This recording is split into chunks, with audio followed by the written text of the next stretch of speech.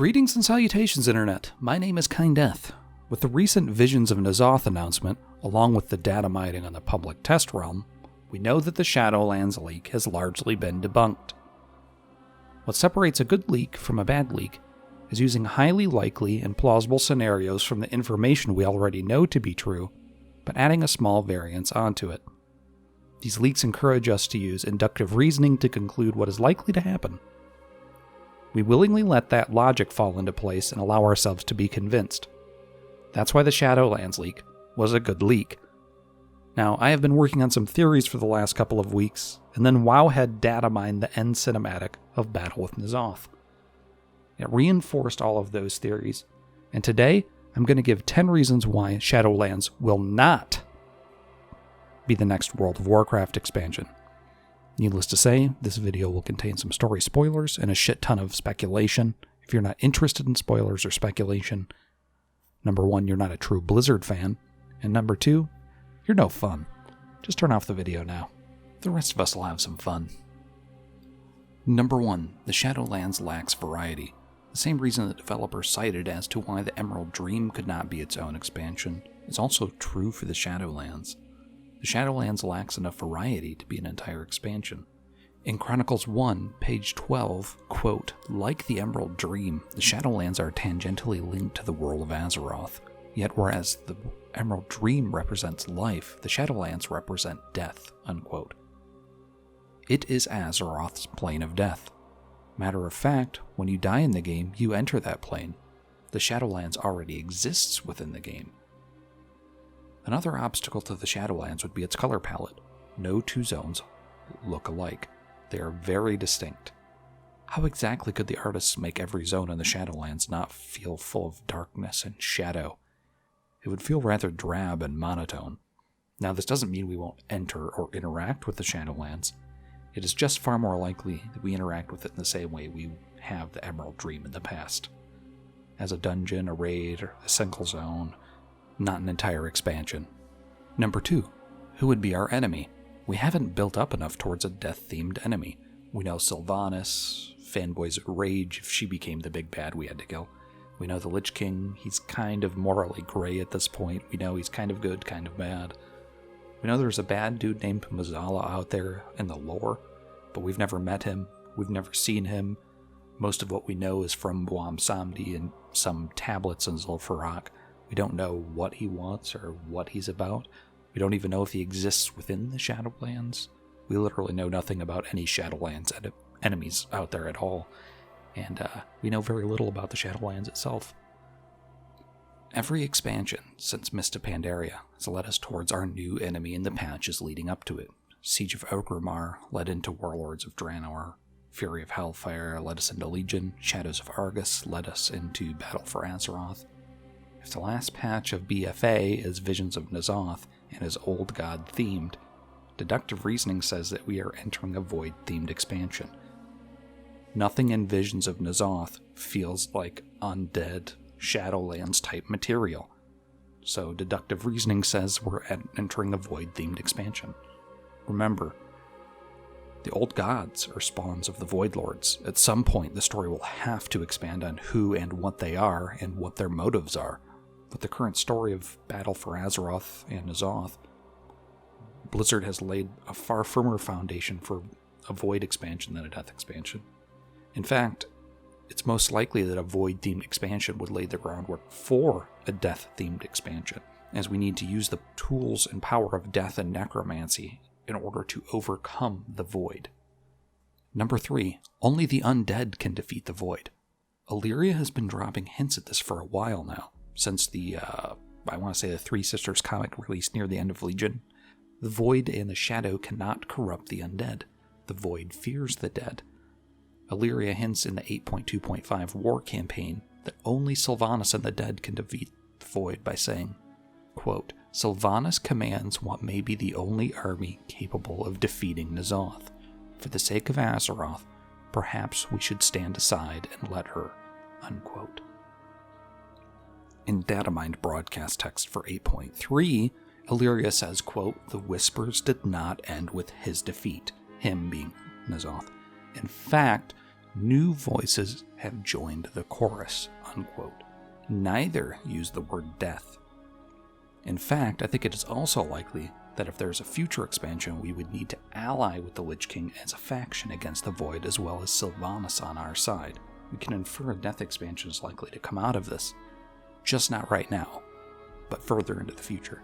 Number 4, a lack of death-related assets. There aren't many death or necromancer-related assets that have been added to the game recently to build towards such an expansion.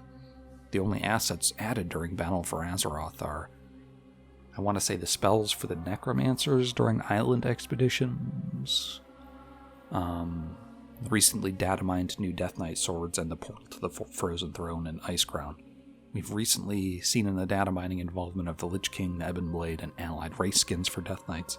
But Death Knights for post-Cataclysm races has been a popular request for a long time, and it's because of that reason that I believe that these assets have been added. The old Death Knight starting zone just isn't compatible with post-Cataclysm races or the story. Arthas has long been dead, and his story for new Death Knights doesn't fit the modern timeline anymore. Icarus is still technically in the Broken Isles. It stands to reason that any new Death Knights that would be raised by Bolvar 4 Dragon are at Icecrown Citadel, not over the Eastern Plague Lands. Doubly true if we have another world revamp as well. Number 5, a world revamp has to happen at some point soon. By the time that the next World of Warcraft expansion comes out, it will have been 10 years since the world revamp of Cataclysm. The time between Classic WoW and Cataclysm was only 6 years. Now, that doesn't mean that a world revamp has to happen the exact same way as Cataclysms did, but it has to take form in some shape. Most of the modern game does not reflect the Cataclysm era of World of Warcraft. And although Cataclysm is my favorite expansion, yes, I know, very unpopular opinion, it is not fondly remembered by the majority of the community. There are even fewer who have nostalgic connections to the revamped Cataclysm zones. Raise your hand if you'd be upset if Blizzard revamped the zones that Cataclysm destroyed. Nobody? Not a single one of you? No, you don't count over there in the corner, Cataclysm hipster edgelord. You're the only one who liked the Loch Madan Dam being destroyed and Thousand Needles becoming giant lakes. No one else enjoyed that. The fact remains that if a squish to level 60 is in order, which seems like almost a foregone conclusion at this point, as evidenced by Blizzard's survey leaks, that the world would need to be rebalanced both for low and high level characters. It's hard to see how we would do a level squish of that magnitude without a world revamp of some sort. A Shadowlands expansion taking us to another plane of existence would not really allow for such a revamp to happen. There's just too many resources that would have to go into the Shadowlands to allow for the old world to be changed. However, a Black Empire expansion changing our world would. Remember that Deathwing, who caused the Cataclysm, was under control of N'Zoth. Number 6, impending civil war. We have been building towards a civil war with both factions, or at least a cold civil war. Both the Horde and the Alliance are at a philosophical crossroads. Horde players were able to experience this during Battle for Azeroth by either siding with Saurfang or Sylvanas. You were either a loyalist to one or to the other, but not to both. Depending on who you chose to be loyal towards, it changed your character's story arc and narrative. This type of storytelling, I feel, is only going to be expanded upon moving into the next expansion. I think they're going to make heavy use of it, matter of fact. The stage has already been set for there to be 4 factions in World of Warcraft. Yes, that's right, you heard me right. 4 factions, not 3. 4 factions. Now, before anyone freaks out and starts spazzing out going, "Oh, there's no way we ever make 4 factions playable. You're just an idiot." Let me just say that for gameplay purposes, I agree with you. I don't think that it's going to happen in that way, where the factions just kind of rift and you can't play with your friends anymore if you're Horde, if they decide to go off into the other faction. For story purposes, however, I think it is more likely to happen than not at this point. Sylvanas and Tyrande are on complete warpaths. Thrall and Anduin are seeking peace at all costs. Further data mine text shows that many important Horde and Alliance characters disagree with one another on the signed truce between the Alliance and the Horde. So you already see that rift forming. And I think it's kind of interesting that Thrall and Anduin are closer than Anduin and Tyrande at this point. Now, do you remember those new faction symbols, the Horde and the Alliance logos that appeared right next to our characters on the 8.2.5 login screen that are now live? We all wondered what purpose they had. What if, as an Alliance character, you could choose to follow Anduin's path of peace, or you could choose to follow Tyrande's path of vengeance? Choosing one side makes you neutral towards the other, as we've already seen little hints of on the PTR. If you follow Anduin's story, you get a Stormwind crest. If you follow Tyrande's, you get the Night Elf crest. If you follow Sylvanas, you get a Forsaken crest. If you follow Thrall, you get a Horde crest. It would change nothing in gameplay other than the individual story arc your character follows. In other words, if you choose to side with the Forsaken, you can still play with your friends on the Horde. You just see a different story from a different perspective than they do. If we are on the verge of interfaction conflict, I think all sides point to yes on that, how would that tie in with the Shadowlands expansion? It seems unlikely, as this was the ultimate goal from N'Zoth all along, to divide and conquer. Number 7. The release of Warcraft 3 Reforged in World of Warcraft Classic. I think these have huge implications on the modern World of Warcraft game. Consider the timing of the release of Warcraft 3 Reforged and World of Warcraft Classic. In Warcraft 3, there were 4 playable factions: humans, orcs, night elves, and undead. With Warcraft 3 Reforged, we already know that the developers will be realigning Warcraft 3's story to fit Warcraft Chronicles. This means that there will be retcons and changes to fill in narrative gaps, such as why did the Night Elves join the Alliance? Remember, this was never expanded on within Warcraft 3 or in World of Warcraft Classic. It was merely implied. It also gives the story development team latitude to expand on the details of other things like why the Forsaken decided to join the Horde. What even gave Sylvanas the initial idea that this might be a good idea? We don't know that as players. It also makes playable Naga even more likely in my eyes as well, which I never would have said that before. We now know, with Sylvanas and Azshara secretly plotting behind both the Horde and N'Zoth's back, well, who does that remind you of? Illidan. Illidan raised the Naga from the seafloor depths to ally with him in Warcraft 3.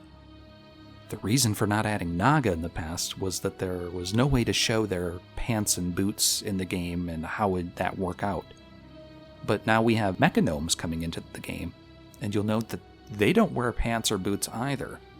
So you can also see that the Naga and Nazjatar are wearing old deer plate and cloth gear now, so their rigs are set up to wear the armor. Pair that with the beautiful new Naga models in Warcraft 3 Reforged, and it kind of feels like something is happening here. It feels like we're being built up to some sort of excitement for World of Warcraft. And the fact is that Nagas are probably one of the most requested playable races out there, and they would move the bar. People would come back to World of Warcraft to play a Naga. Using just this one example, we could see how the story team might have been inspired by Warcraft 3 Reforged and World of Warcraft Classic to further explore the history of the Warcraft franchise in the next World of Warcraft expansion, as they were all being developed during this same small time period. Game developers, like any other kind of artists, are inspired by the media they interact with during development. To me, this makes the Shadowlands unlikely, as the Shadowlands is not a realm or topic explored until very recently in the lore. Number 8. N'Zoth is not defeated. It would be hard to go to the Shadowlands if we don't defeat N'Zoth. How can we possibly defeat a fully unleashed old god? We've never fought one outside of its prison. Even the Titan Pantheon struggled to fight the Black Empire while preserving Azeroth.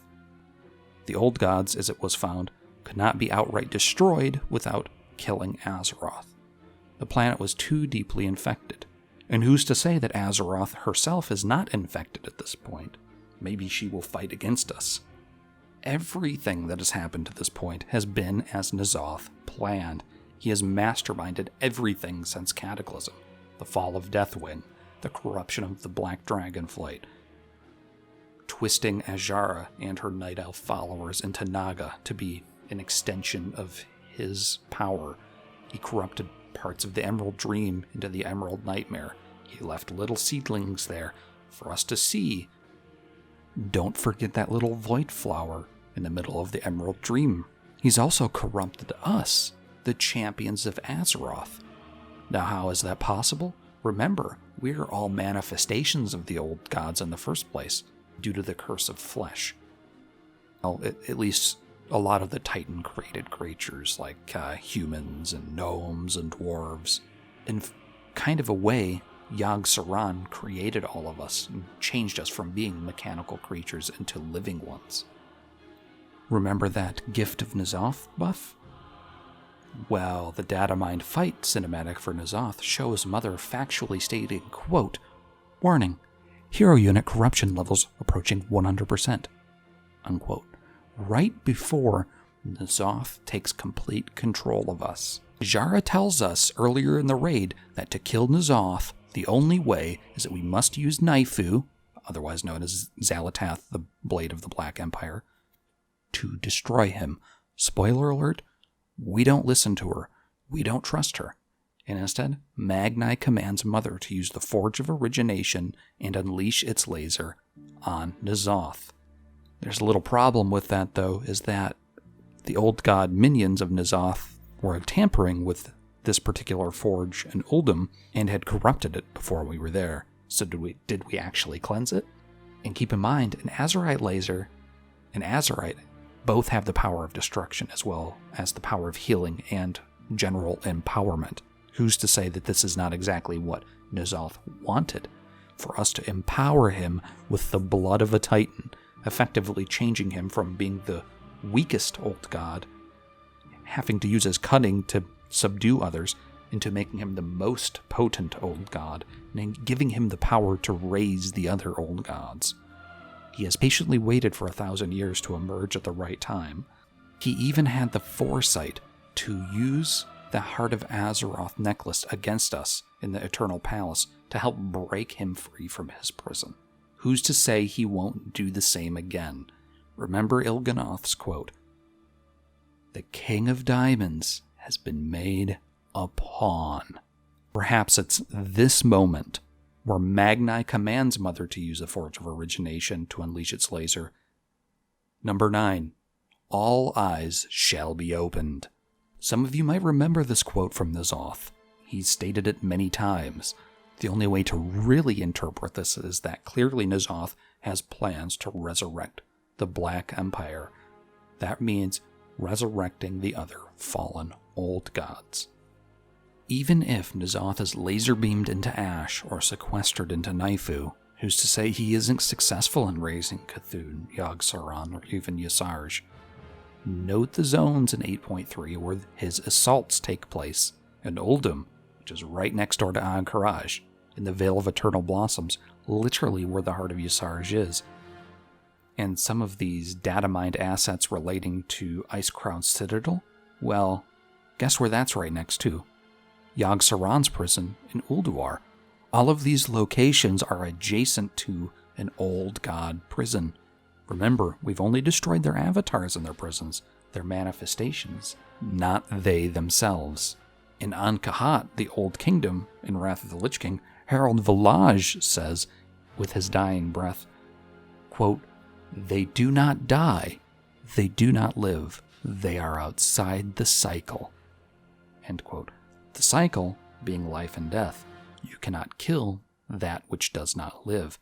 Remember that Ny'alotha exists within another plane of existence of Azeroth, not in our physical manifested existence. He lives between, kind of in a similar way that the undead struggle with.